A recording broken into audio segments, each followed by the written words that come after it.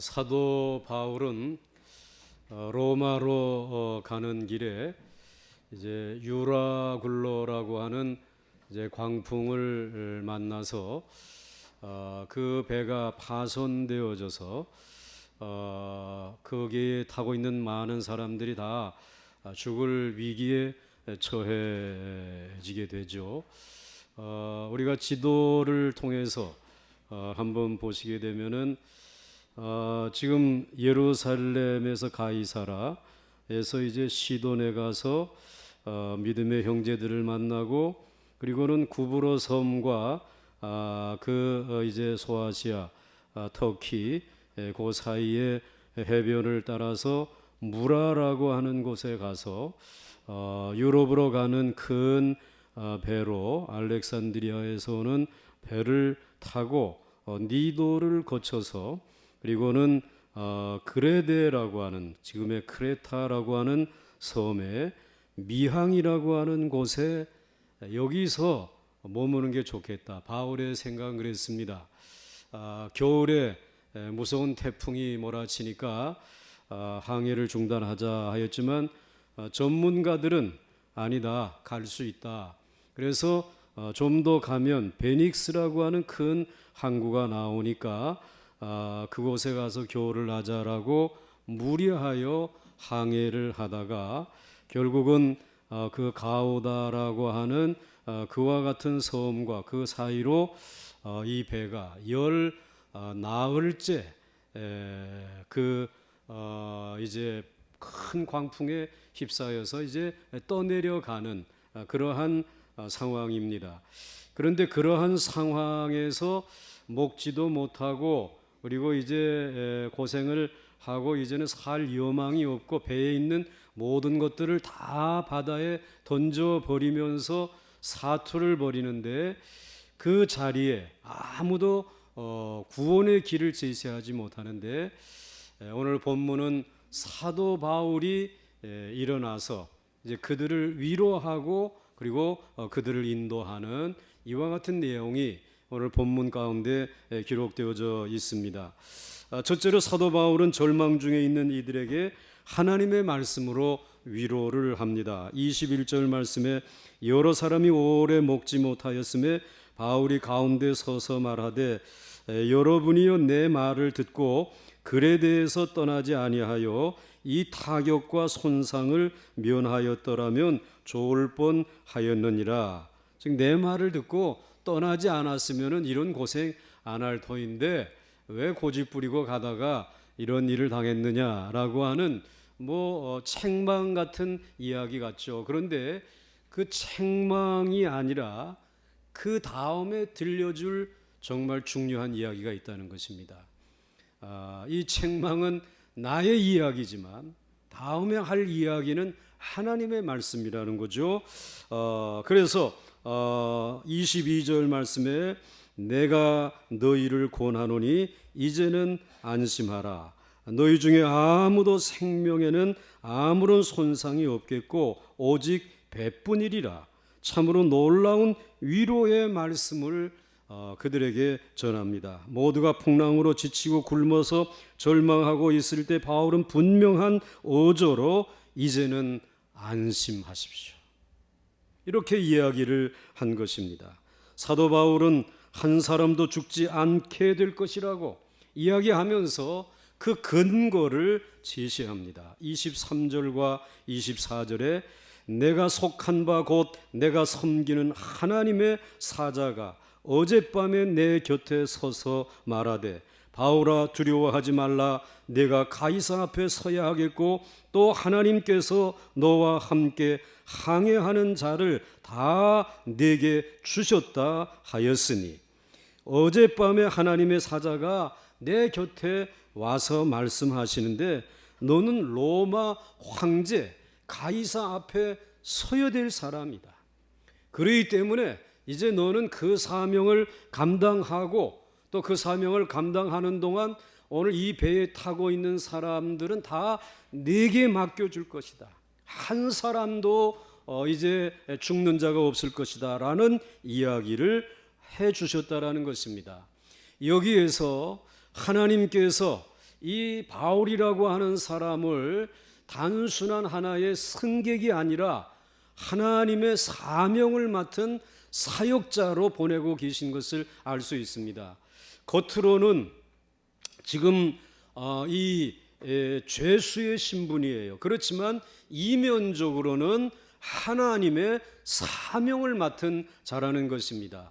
그래서 이 사명을 맡은 이제 마지막 감당할 때까지 사도 바울이 나 이 사명 감당 못하겠어요, 못 가겠다라고 혹시라도 불순종하게 되면 어떻게 될지 모르지만 순종하며 가겠다라고 하게 되면 여기에 있는 승객 모두는 살 수 있다라고 하는 이 사실을 오늘 말씀해 주시고 있습니다. 그래서 사도 바울은 25절에서 배에 있는 모든 사람에게 이렇게 말합니다. 그러므로 여러분이요 안심하라.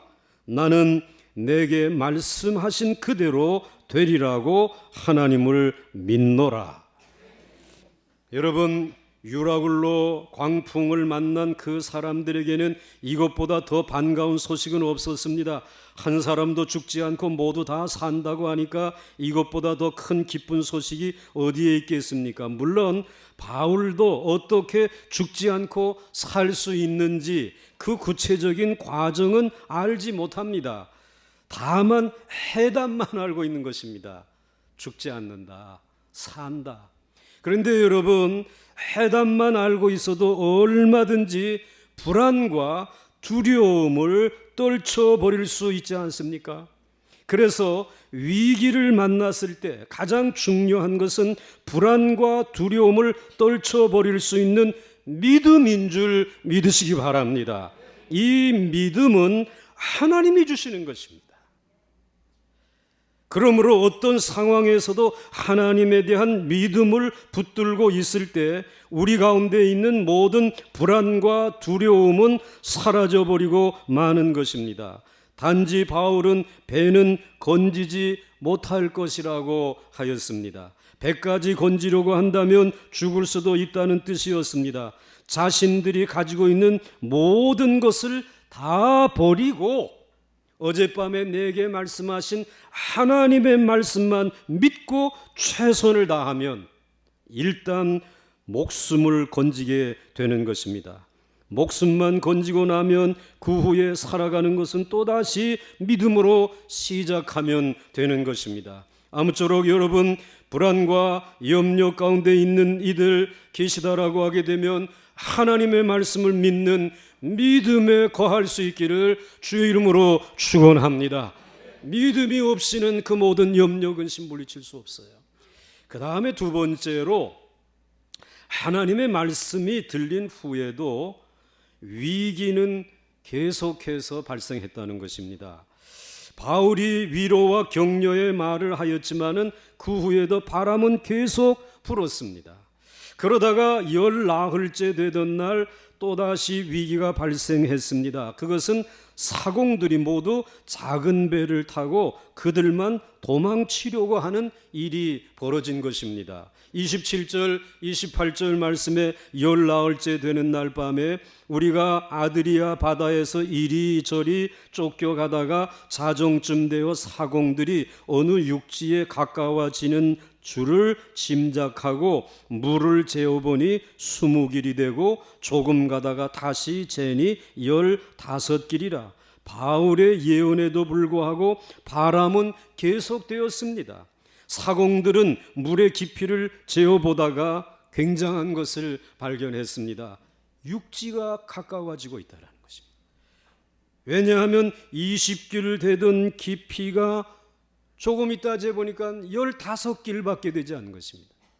이렇게 점점 낮아지게 되면은 육지에 도달하게 된다라는 이 사공들의 판단이었습니다. 사실 지금 도착해 가는 곳은 육지가 아니라 하나의 섬입니다. 섬인데 완만한 경사가 있는 곳으로 지금 배가 오게 되어진 것입니다. 또 밀려온 것입니다. 그런데 이 사공들은 이 배가 육지에 온전히 갈 수 없을 것이라고 판단을 했습니다. 왜냐하면 배가 너무 크기 때문에 육지에 접근할 수 없을 뿐 아니라 모든 장비들은 이미 다 바다에다 던져버렸습니다. 그래서 어차피 배가 육지에 접근하다가 암초에 부딪히면 배는 좌초되고 말 텐데, 그때 서로 작은 배들을 타려고 아우성을 치게 될 것이므로 여기서 사람들을 우리가 버리고 우리들만 작은 배를 타고 도망치는 것이 어떻겠느냐. 그래서 밤 자정쯤 되었을 때, 그래서 이러한 생각들을 모았습니다. 29절 30절에 암초에 걸릴까 하여 고물로, 배 뒷부분입니다, 단 넷을 내리고 날이 새기를 고대하니라. 사공이 도망하고자 하여 그 이물, 배의 뒷부분에서 앞부분에서 닷을 내리는 채 하고 고룻배를 바다에 내려놓거늘. 근데 선원들은 이제 이렇게 밤도 깊었고 이제는 날이 새어가는 이와 같은 때에 우리가 닷을 내려놓는 척 하면서 우리는 조그만 고룻배를 타고 그리고 이제는 도망가자라고 하는 것입니다. 근데 그들의 판단은 분명히 이 배가 육지에 닿기 어려운 것을 판단한 건 옳지만, 그러나 한 사람도 죽지 않는다라고 하는 이 사실은 믿지 못한 것입니다. 바울의 말을 믿지 못한 것입니다. 바울은 사공들이 도망하려고 하는 것을 알아차렸습니다. 그리고 로마 백부장에게 저 사람들 붙들어야 된다라고 이야기를 합니다. 31절 32절에 바울이 백부장과 군인들에게 이르되 이 사람들이 배에 있지 아니하면 너희가 구원을 얻지 못하리라 하니, 이에 군인들이 고룻줄을 끊어 베어 버리니라. 조그만 배의 줄을 끊어버렸습니다. 사공들이 이 배에서 도망하게 되면 너희들이 구원을 받지 못할 것이라고 하였습니다. 즉 백부장과 군인들 그리고 배에 탄 우리 모두가 살기가 어렵다고 하였습니다. 끝까지 사공들은 이 배에 필요한 사람들이라는 말입니다. 그러자 군인들이 작은 고룻배를 맨 줄을 끊어버리는 바람에 사공들이 도망치는 것은 실패하고 말았습니다. 첫 번째 위기를 넘긴 것이죠. 사랑하는 성도 여러분, 여기서 우리가 알 수 있는 것은 아무리 하나님이 산다 말씀으로 약속하셨어도 우리도 최선을 다해야 한다는 것입니다. 일단 배에서 모든 승객이 내릴 때까지는 사공의 도움이 절대적으로 필요하기 때문입니다. 특히 위기 때에는 가장 위험한 것은 자기 혼자 살려고 도망을 치는 것입니다. 그러면 다 죽게 됩니다. 평소에는 자신이 아니면 나라가 안 될 것처럼 큰 소리 치는 사람들 많지만 위기가 오게 되면 모두 꼬리를 감추고 자기 살 길만 먼저 찾아서 도망합니다. 이때에 하나님의 백성들은 끝까지 자기의 위치를 지켜야 할 줄로 믿습니다. 그러면 하나님께서 살 길을 주시는 것입니다. 우리 예수님께서도 말씀하시기를 살고자 하면 죽고 죽고자 하면 산다고 하셨습니다. 이 사공들이 도망치려고 했던 그 시간이 새벽이었습니다. 33절 상반절 말씀에 보게 되면 날이 새어가매, 이것을 보면 사도 바울이 밤낮을 가리지 않고 사람들을 지키기 위해서 애쓰고 있었던 것을 볼 수 있습니다. 바울도 사람입니다. 잠을 자야 합니다.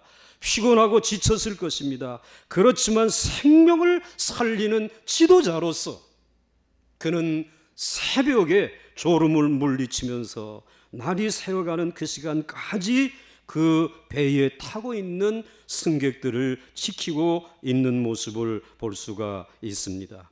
그 새벽 시간에 사공들이 슬그머니 도망치는 것을 보았습니다. 바울은 새벽 시간까지도 깨어 있었습니다. 하나님의 사람들은 늘 깨어 있어야 할 줄로 믿습니다. 여러분의 가족들을 지키는 가장입니까? 가정이기 때문에 깨어 있어야 하는 것입니다. 여러분, 이 교회의 지도자들입니까? 지도자들이기 때문에 깨어 있어서 양떼들을 지켜야 할 줄로 믿습니다. 여러분, 이 민족을 위해서 한국 교회가 깨어 있어야 될 이유가 저들의 생명을 우리들이 맡은 자들이기 때문에 그러하다는 말씀입니다. 자, 오늘 이제 세 번째로 위기를 넘으면 이제는 편안해져야 되잖아요. 그런데 위기를 넘으면 또 다른 위기가 계속 찾아오는 것입니다. 사공들이 도망치려는 것을 발견하고 붙들어 놓았습니다. 그런데 문제는 하나님께서 분명히 배를 건지지 못할 것이라고 말씀을 하셨는데, 자, 그러면 현재 바다에 배가 떠 있는데 닻을 내려놓았는데 배는 건지지 못할 것이라고 한다면 이제 여기서 저 육지까지, 섬까지 어떻게 갈 것인가 라고 하는 문제가 생겼습니다. 헤엄쳐서 갈 수밖에 없습니다. 그런데 오늘 이 승객들이 지금 14흘째 동안 아무것도 먹지도 못하고 이 광풍에 시달리면서 먹지 못한 것이 아니라 아예 위에 있는 모든 것들이 다 밖으로 나와 버리고 이젠 기진맥진한 상태였습니다. 어떻게 이들이 헤엄을 쳐서 그곳까지 갈 수 있겠어요? 33절에 날이 새어가매 바울이 여러 사람에게 음식 먹기를 권하여 이르되 너희가 기다리고 기다리며 먹지 못하고 줄인 지가 오늘까지 며칠이라고요?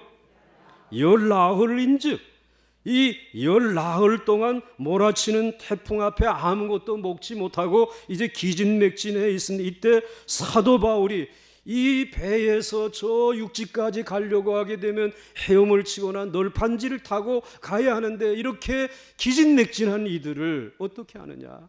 그래서 음식을 먹으세요. 근데 여러분, 음식을 먹을 수가 있겠습니까? 정말 참으로 난감한 일이었습니다. 그런데 음식을 먹으라고 하는데 오늘 이 276명의 승객들에게 빵을 나누어 주기 시작해. 먹으라고. 우리 34절 말씀에 보면 음식 먹기를 권하노니 이것이 너희의 구원을 위하는 것이요. 여러분, 아무리 힘들고 어려워도 잡수시는 것은 잘 챙겨서 잡수시기 바랍니다. 먹으면 살 수 있어요. 그러면 정신도 돌아와, 지혜도 돌아오게 되는 거예요. 식음을 전폐해봐. 가물가물해지는 거예요. 그때. 그러니까 지금 가물가물 하시는 분들은 아침 안 잡수고 오신 분들인지 모르겠어요. 잘 먹으려고 하지 않았습니다. 그래서 34절에 음식 먹기를 권하노니 이것이 너희 구원을 위하는 것이요 너희 중에 머리카락 하나도 잃을 자가 없으리라고 했습니다. 그래서 사도 바울은 그들 앞에서 이들이 잘 먹지를 않으니까 하나님께 감사 기도를 드리면서 35절 36절에 떡을 가져다가 모든 사람 앞에서 하나님께 축사하고 떼어 먹기를 시작하며 그들도 다 안심하고 받아 먹으니 그랬습니다. 아마도 사도 바울이 이 광풍 가운데서 지금까지도 살려주신 하나님에게 감사하는 기도를 드렸을 것입니다. 그리고 여기에 이 사람을 이제 사람들 머리털 하나 상하지 않고 구원해 주실 줄로 믿습니다. 이렇게 크게 기도하고 축사하고 자기가 먼저 먹는 거예요. 여러분들 먼저 잡수어야 돼. 아무래도 입맛이 없다. 국맛으로 잡수시는 거예요. 국맛이 없다. 밥맛으로 먹는 거예요. 먹어야 돼. 먹으면 가족들이 그래도 이런 가운데서도 우리 이제 아버님에게 무슨 방법이 있는가 보다. 어머님의 길이 있는가 보다.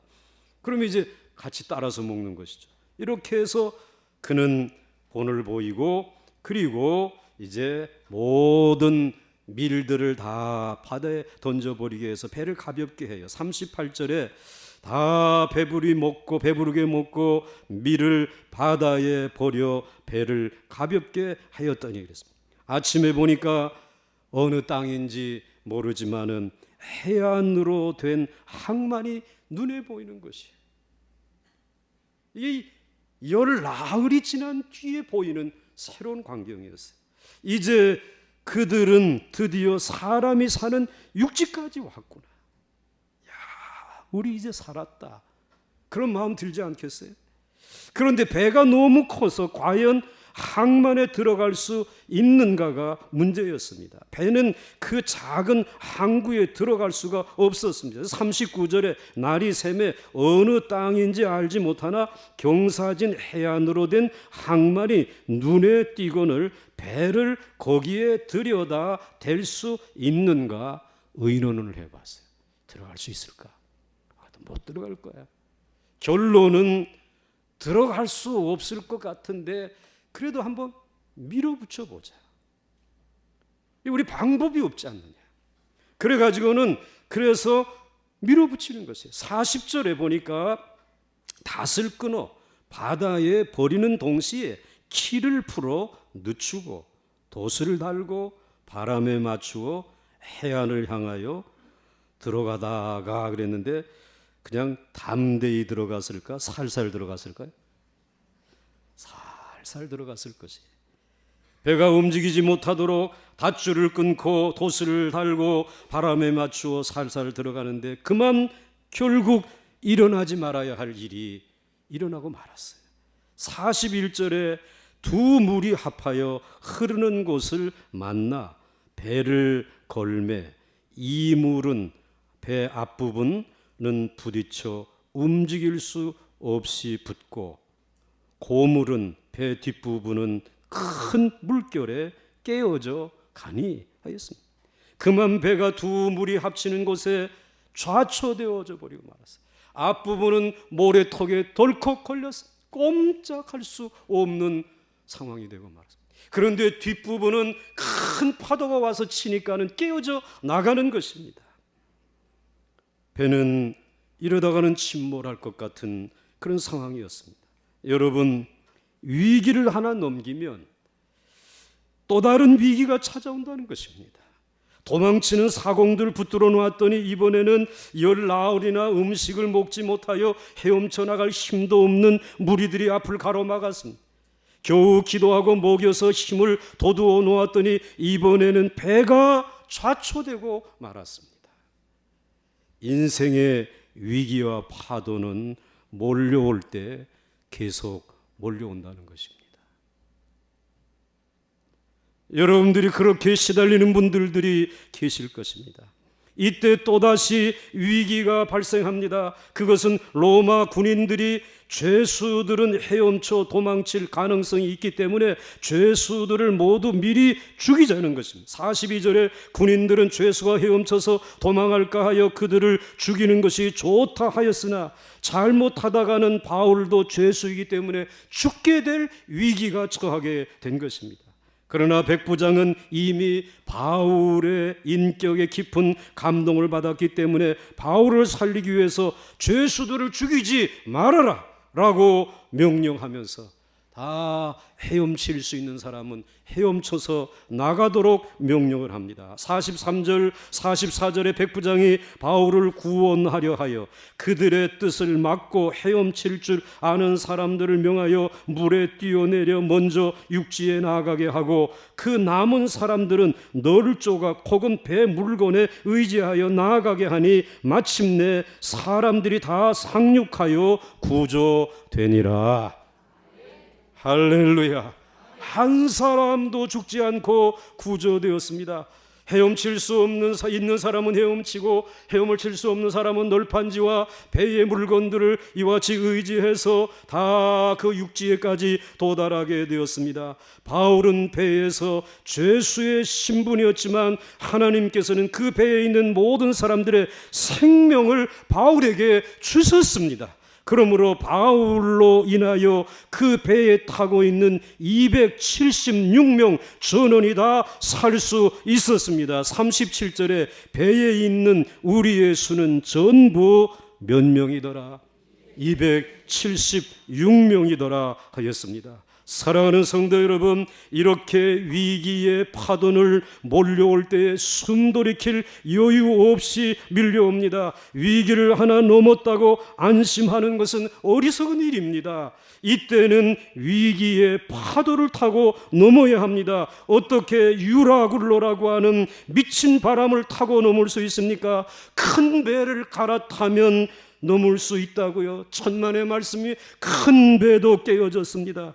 전문가들을 의지하면 넘을 수 있다고요. 선장과 선주들의 판단은 항해를 더 어렵게 만들었습니다. 많은 물질과 식량을 준비하면 가능하다고요. 배에서 먹을 음식은 있었으나 수없이 흔들어대는데 모든 것이 어지러운데 파도 앞에서 무용지물에 불과한 것입니다. 그 파도를, 그 수없는 위기를 넘을 수 있었던 것은 하나님의 말씀인 줄 믿으시기 바랍니다. 어젯밤에 찾아오셔서 바울의 곁에 서서 말씀해 주셨던 하나님의 말씀이, 세미한 음성이 바로 그 파도를 넘을 수 있는, 파도를 타게 하는 놀라운 축복의 은혜였던 것을 우리는 압니다. 여러분 함께 한번 읽어보겠습니다. 23절과 24절 말씀 한번 여러분들 같이 읽습니다. 시작. 내가 속한 바 곧 내가 섬기는 하나님의 사자 어젯밤에 내 곁에 서서 말하되 큰 목소리로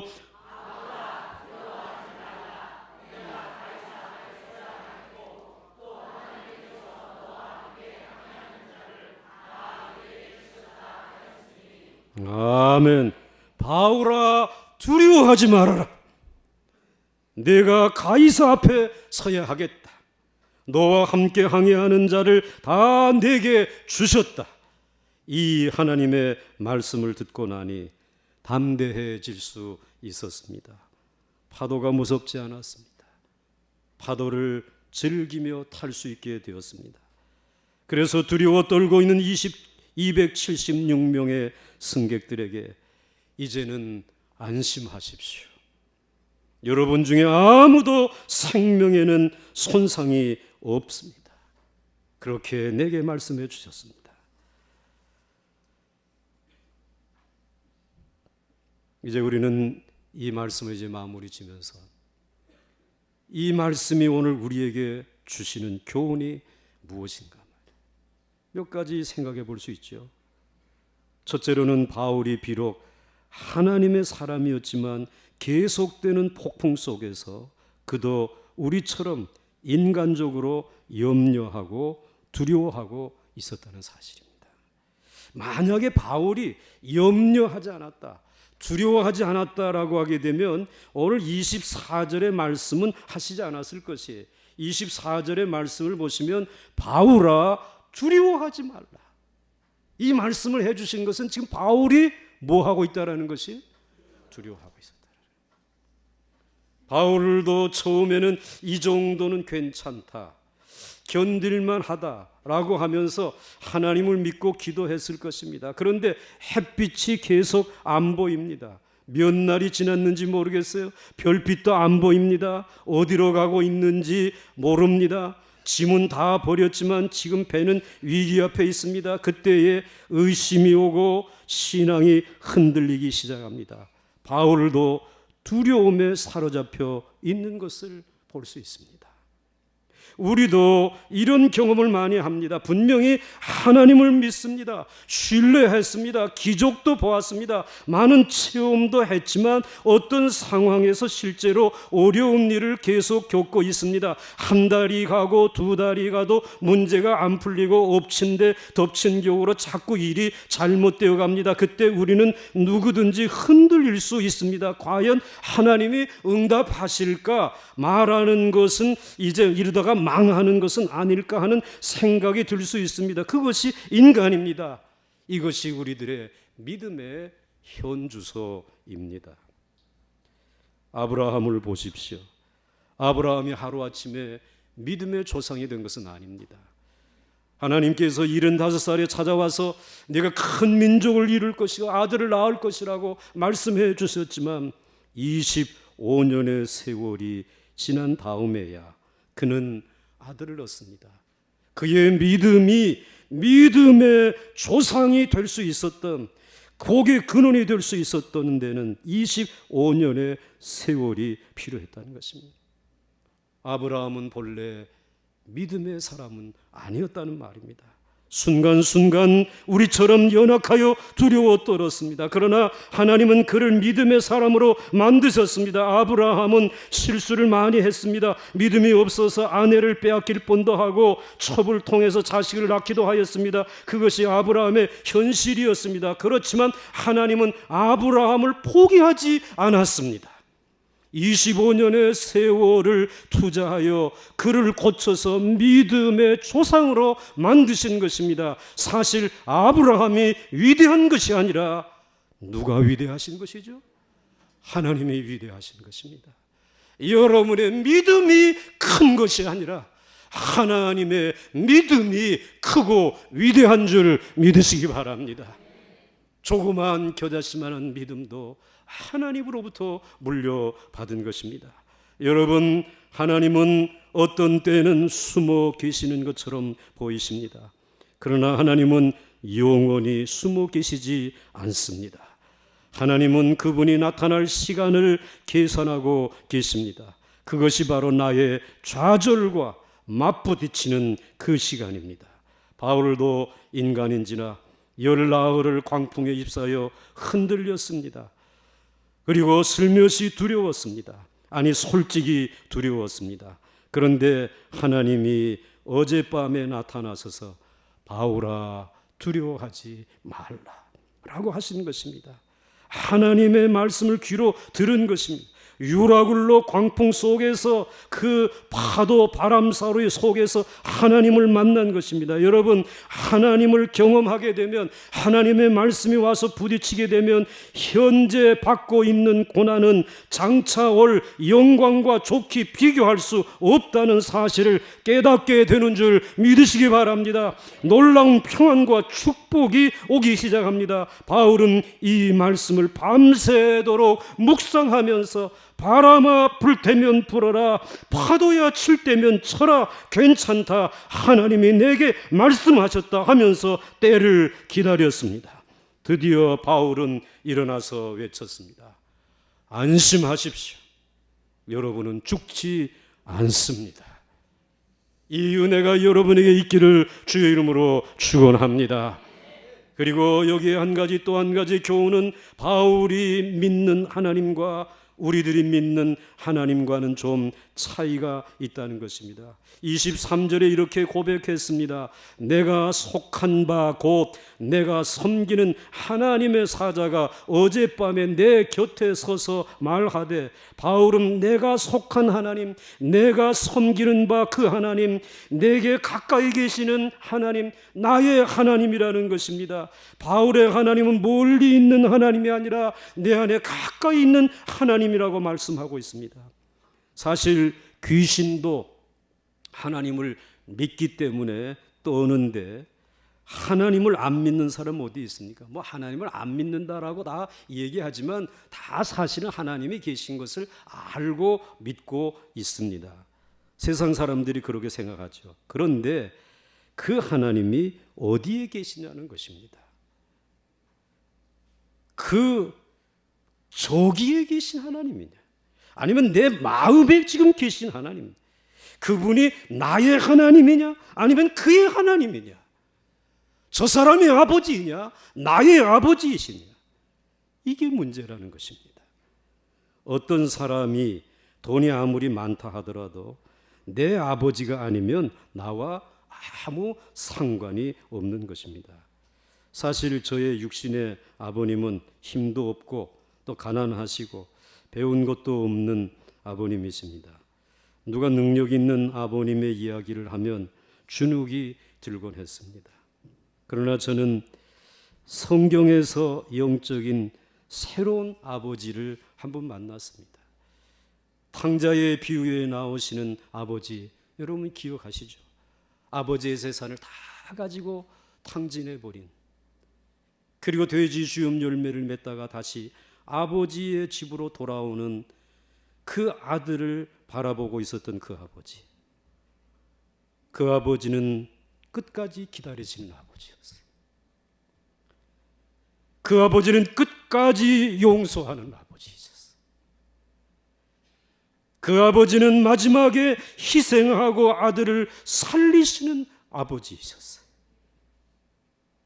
그분이 나의 하나님이시요 사랑하는 나의 아버지이시다. 내가 그분에게 속했고 그분이 내 안에 계시다. 나의 모든 죄를 용서하시며 나를 위하여 자기 아들을 십자가에 못 박혀 죽게 하시는 그분이 바로 하나님 아버지이시다. 저는 그분을 만난 이후 아버지에 대한 열등감은 버렸습니다. 두려움 없이 하나님이 주신 사명을 감당하기 위하여 달려갈 수 있는 은혜를 힘입었습니다. 사도 바울은 말합니다. 내가 속한 바 곧 내가 섬기는 하나님, 내가 찬양하고 경배하며 그분을 위해서는 무엇이라도 할 수 있는 그 존귀하신 하나님 아버지라고 고백합니다. 이것이 신앙입니다. 여러분에게 이 고백이 있기를 주의 이름으로 축원합니다. 그런 하나님 아버지가 바울에게 어젯밤에 말씀해 주신 것입니다. 바울아, 두려워하지 말라. 내가 가이사 앞에 서야 하겠고 또 하나님께서 너와 함께 항해하는 자를 다 내게 주셨다 하였으니, 하나님을 나의 아버지로 믿는 바울 한 사람 때문에 276명이 살게 된 것입니다. 여러분, 한 사람이 그 하나님을 나의 아버지로 믿을 때에 여러분의 자녀들의 생명이 안전해지는 줄 믿으시기 바랍니다. 오늘 여러분이 섬기는 그 하나님 한 분 때문에 이 민족이 평화하게 될 줄 믿으시기 바랍니다. 마지막으로 한 가지 교훈을 더 얻는다면, 두려워하지 말라는 하나님의 음성이 들린 후에는 어려움이 멈춰야 되는데 계속되었습니다. 그러나 그 어려움의 상황은 그 위험에서 빠져나오고 있었다라고 하는 사실을 암시해 주고 있는 것입니다. 배는 깨질 것 같은데 사공들은 도망치려고 자기의 앞길만 찾고 있고, 승객들은 아무것도 먹지 못하겠다고 아우성치고 배의 앞뒤가 깨어져 버리고 죄수들은 죽여야 한다고 하고, 배는 모래턱에 덜컥 걸려 좌초되고 숨 돌이킬 여유가 없이 어려움의 파도가 계속 몰려오는 것입니다. 그런데 가만히 어려움을 들여다보게 되면 캄캄한 절망의 늪에서 빠져나오고 있는 어려움입니다. 사공들이 도망치려고 하는 이유가 뭡니까? 바다 한복판이었다면 어림도 없는 일인데 물의 깊이를 재어보니까 20길쯤 되던 것이 15길쯤 되고, 그리고는 또 10길쯤 되어지고 하는 것을 볼 때, 이제는 우리가 구원받을 수 있는 육지가 가까워오고 있구나. 어려움 중에 있었지만, 비록 사망의 음침한 골짜기를 지나고 있었지만, 이 어려움이 계속 찾아오지만 어려움이 아니라 어려움 뒤에 구원이 있는 줄 믿습니다. 사망의 음침한 골짜기에서 주의 막대기와 지팡이가 나를 안위하고 계시고, 주의 선하심과 인자하심이 정녕 나를 따르면서 내가 여호와의 집에 마침내 영원히 거하게 될 줄 믿습니다. 이 진리를 우리에게 말씀해 주시고 있는 것입니다. 사랑하는 성도 여러분, 고난은 영원하지 않습니다. 영원하지 않습니다. 배가 바람에 떠밀려 떠내려가는 것 같아도 그 바람을 주관하시는 분은 하나님이시기 때문입니다. 감당하기 어려움은 계속 빌려왔지만 그 어려움은 절망의 상황에서 빠져나오게 하시는 구원의 손길, 하나님의 인도하심이었습니다. 그래서 마지막 44절에 이렇게 기록합니다. 그 남은 사람들은 널조각 혹은 배 물건에 의지하여 나아가게 하니 마침내 사람들이 다 상륙하여 구조되니라. 옛날 번역이 더 좋죠. 다 상륙하여 구원을 얻으니라. 다 상륙하여 구원을 얻으니라. 이것이 우리의 인생의 결론입니다. 사랑하는 성도 여러분, 결론은 다 좋게 될 것입니다. 결론은 다 좋게 될 것입니다. 지금의 고난과 역경이 있지만 이런 것을 통하여 마침내 사람들을 다 구원해낸 것처럼 배는 다 깨지고 짐은 다 없어졌지만 구원을 받게 해주신 것입니다. 하나님은 백부장 율리오도 사용하시고 때로는 유라굴로 광풍도 사용하십니다. 그래서 영광스러운 모습으로 우리를 변화시켜 주실 줄 믿으시기 바랍니다.